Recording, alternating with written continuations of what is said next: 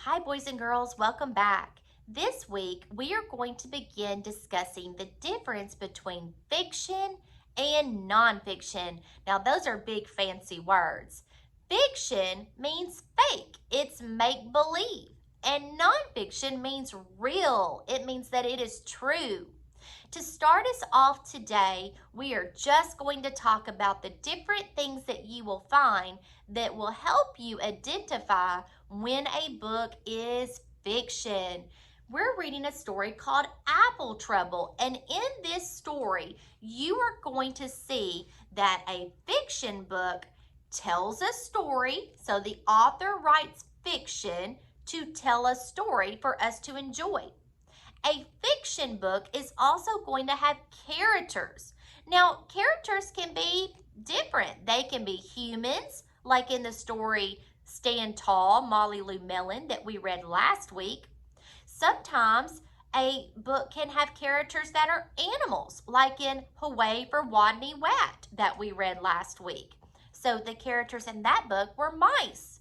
Sometimes the characters may be robots. So characters can be different types of thing, but they're the people in the story that they have speaking parts. They communicate with the other characters.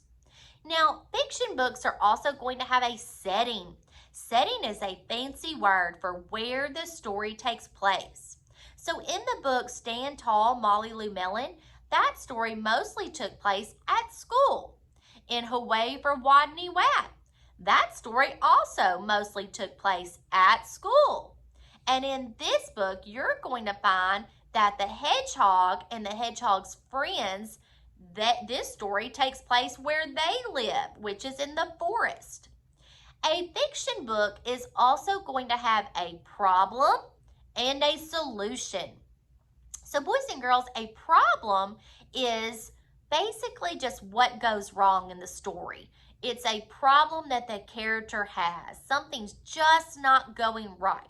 So in that story, Stand Tall, Molly Lou Melon, the part that just was not going right was that she was being bullied for the differences that she had. So remember, she had those big buck teeth and that loud, shrill voice, and she was being made fun of. So that's the problem in that story. Sort of the same thing for Hooray for Wadney Wat. Remember, he was really down on himself because of his speech, and he was being bugged at school about it. So again, there's a problem. In the story My Mouth is a Volcano. Remember, the problem in that story was that he just could not contain those words. He couldn't hold on to them. He kept interrupting people instead of waiting with a happy heart.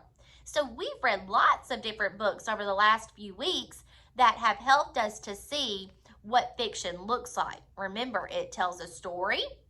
It has characters. Those are the people in the story that speak.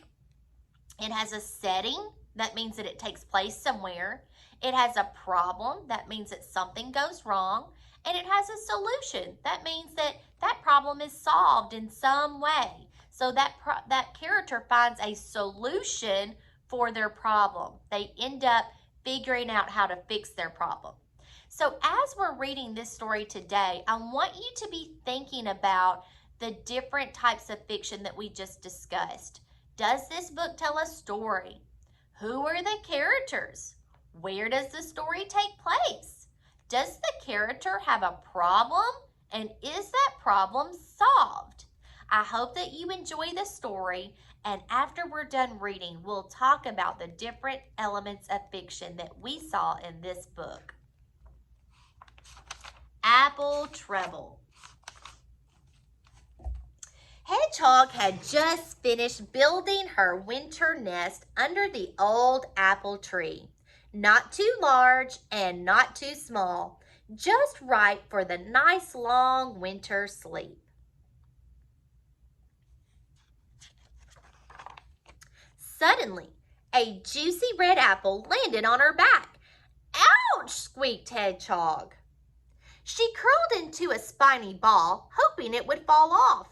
But when she uncurled, the juicy red apple was still there. Hedgehog tried to squeeze herself and the apple into the beautiful new nest, but could she get in? no, she could not. Not with the apple on her back. The nest was too small. Squirrel, scurrying past with an armful of brown nuts, stopped to help. And he pushed, and he struggled, and he heaved, and he tugged. But the juicy red apple stayed where it was.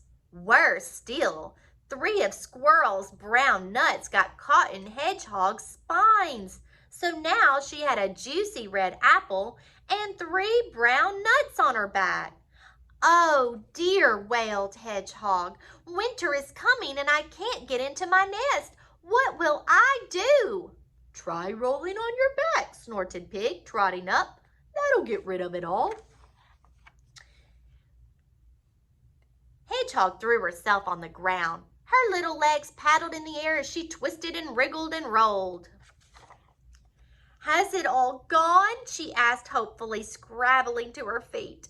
Pig shook his head. No, the juicy red apple and the 3 brown nuts were still there. So were a small green pear and a crumpled brown leaf. "Oh dear," sighed Hedgehog, rolling her eyes. But up in the sky, sailing towards Hedgehog, she saw a colorful piece of paper. "Oh no," she cried.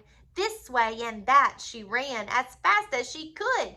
This way and that drifted the paper and landed right on her back between the apple and the 3 brown nuts. "It's not fair," cried Hedgehog, who now had a juicy red apple, 3 brown nuts, a small green pear, a crumpled brown leaf, and a colorful piece of paper on her back. "I'll never get into my nest." Hedgehog pattered to the pond and gazed at her reflection in the water. "Hello, Hedgehog. That's a lot of stuff on your back," croaked Frog. "I'm trying to get rid of it," sniffed Hedgehog. "Dive," said Frog. "That'll wash it off." Hedgehog dipped a foot into the murky water and then dived.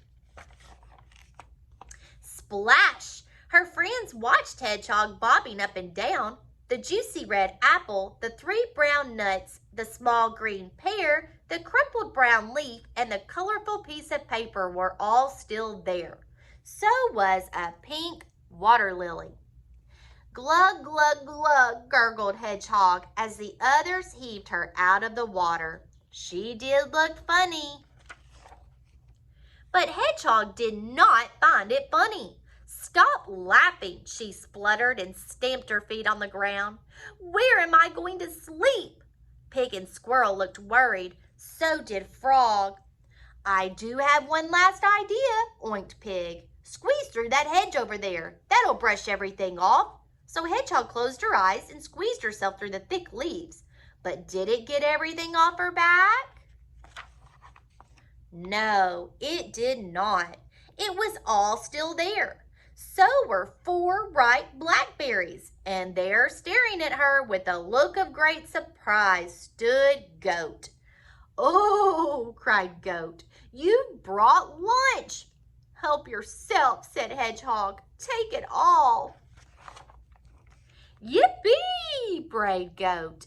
Then he picked off and ate the juicy red apple, the 3 brown nuts, the small green pear, the pink water lily, and the 4 ripe blackberries. For dessert, he ate the paper. The only thing he left was the crumpled brown leaf. He just couldn't eat anymore. "Hooray!" cried Hedgehog. She felt as light as a feather. "Thank you, Goat," she said. Then she ran as fast as her little legs could carry her, through the gate, past the pond, across the orchard, under the tree, and home to her nest. Hedgehog squeezed into her little nest. It fit her perfectly, and it was the best nest ever. Outside, a cold wind blew another apple off the tree. But it didn't fall on Hedgehog. She was safe in her nest and fast asleep. The end. What a great story to kick off our apple study this week. Now remember, before we began the story, we were talking about the different types of things that we will find in books that are fiction. Remember that fiction books are going to always tell a story for us to enjoy. Did this book tell a story? Yes, it did. Did this book have characters? It did have characters. Our main character was Hedgehog. Hedgehog also had friends throughout the story that showed up as well. Remember Goat? Goat was a character. We had other characters like the pig and the squirrel. We had the frog who was a character. So this book was full of characters, and in this particular book, our characters were animals. We know that it's a character because they have speaking parts, and in this story, our animals did. Now, we also know a book is fiction because it has a setting. Remember, setting is just a fancy word for where a story takes place. This story took place in the forest, right? We also know that it's fiction because it has a problem and a solution. Remember, problem is just a fancy word for what goes wrong for the character. In this particular story, Apple Trouble, what went wrong was that our hedgehog had all of these items that were getting bigger and bigger on her back, and she couldn't fit into her nest. All of the other characters were trying to help her get these things off, just nothing was working. That problem was solved. Remember that fancy word solution. That's just fancy for how the problem was fixed. Her problem was solved when she finally ran into the goat, and the goat was able to eat all of those things off of Hedgehog's back, and she was finally able to fit inside her nest. I hope that you enjoyed this story, Apple Trouble. Tomorrow, we're going to look specifically at nonfiction. See you guys later.